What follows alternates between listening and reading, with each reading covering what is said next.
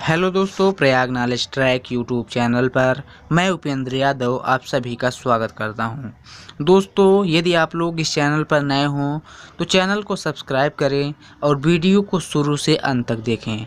दोस्तों, आज की वीडियो में हम लोग बात करेंगे फॉर प्रीपोजिशन के बारे में। इस प्रीपोजिशन का प्रयोग तीन स्थिति में किया जाता है। पहला स्थिति होता है ड्यूरेशन ऑफ टाइम, दूसरा होता है पर्पज और तीसरा होता है एक्सचेंज। पहले हम लोग बात करेंगे ड्यूरेशन ऑफ टाइम के बारे में। ड्यूरेशन ऑफ टाइम को हिंदी में समय अवधि कहते हैं। दोस्तों, जब समय अवधि के साथ से शब्द आए तो से के लिए वहाँ प्रीपोजिशन फॉर का प्रयोग किया जाता है। दोस्तों, समय अवधि दो प्रकार का होता है। एक होता है निश्चित समय अवधि और एक होता है अनिश्चित समय अवधि। निश्चित समय अवधि के अंतर्गत जैसे मैं आपको कहूँ कि राम 2 हफ्ते से खेल रहा है तो यह एक निश्चित समय अवधि है।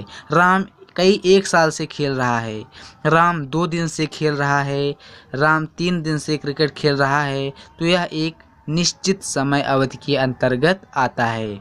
और अनिश्चित समय अवधि के अंतर्गत जैसे मैं आपको कहूँ कि राम कई साल से क्रिकेट खेल रहा है, राम कई हफ्ते से क्रिकेट खेल रहा है, राम कई दिनों से क्रिकेट खेल रहा है तो यहाँ एक अनिश्चित समय अवधि की बात हो रही है। उसके साथ से आया है तो से के लिए फॉर प्रीपोजिशन का प्रयोग ऐसे स्थिति में किया जाएगा। दोस्तों, अब हम लोग एग्जाम्पल के द्वारा इसके कॉन्सेप्ट को समझेंगे। पहला एग्जाम्पल है राम 2 घंटे से घूम रहा है। Ram has been walking for 2 hours. Ram 2 घंटे से घूम रहा है। यहाँ एक निश्चित समय अवधि 2 घंटे के साथ से आया है, इसलिए यहाँ से के लिए फॉर प्रीपोजिशन का प्रयोग किया जाएगा। मैं काफ़ी देर से खेल रहा हूँ। I have been playing for a long. मैं काफ़ी देर से, यहाँ काफ़ी देर एक अनिश्चित समय अवधि है, इसके साथ से आ रहा है, इसलिए से के लिए हम लोग यहाँ फॉर प्रीपोजिशन का प्रयोग करेंगे। जैसे I have been playing for a long. तीसरा एग्जाम्पल है हम लोगों का दोस्तों, मैं मुंबई में 1 सप्ताह रुका। I stay in Mumbai for a week. 1 सप्ताह रुका। यहाँ एक निश्चित समय अवधि की बात हो रही है कि 1 सप्ताह रुका, लेकिन 1 सप्ताह के साथ यहाँ से नहीं आया है, फिर भी फॉर प्रीपोजिशन का प्रयोग किया जा रहा है। दोस्तों, यदि एक निश्चित समय अवधि की जहाँ बात होती है या अनिश्चित समय अवधि की बात हो, यदि से आए या ना आए, लेकिन उसके लिए फॉर प्रीपोजिशन का प्रयोग वहाँ किया जाएगा। से एक सिंपल तरीका है एक पहचानने का कि एक निश्चित समय अवधि के साथ से आ रहा है तो यहाँ फॉर प्रीपोजिशन का प्रयोग किया जा रहा है।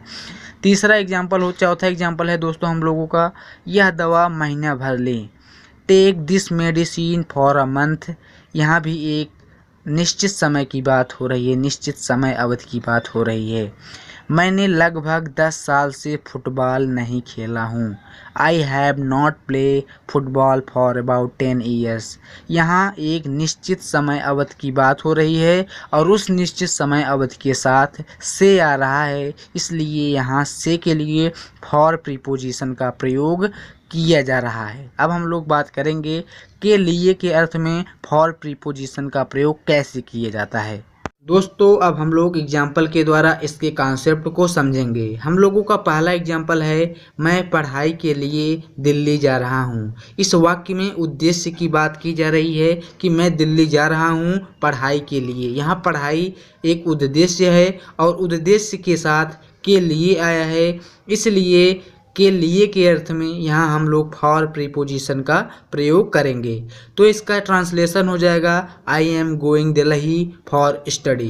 दूसरा एग्जाम्पल है हम लोगों का, वो पैसे के लिए यहाँ आया। उसका यहाँ आने का उद्देश्य था पैसा लेना और पैसे के साथ यहाँ के लिए आया है दोस्तों, इसलिए यहाँ के लिए के अर्थ में हम लोग फॉर प्रीपोजिशन का प्रयोग करेंगे। इसका ट्रांसलेशन हो जाएगा ही केम हेयर फॉर मनी।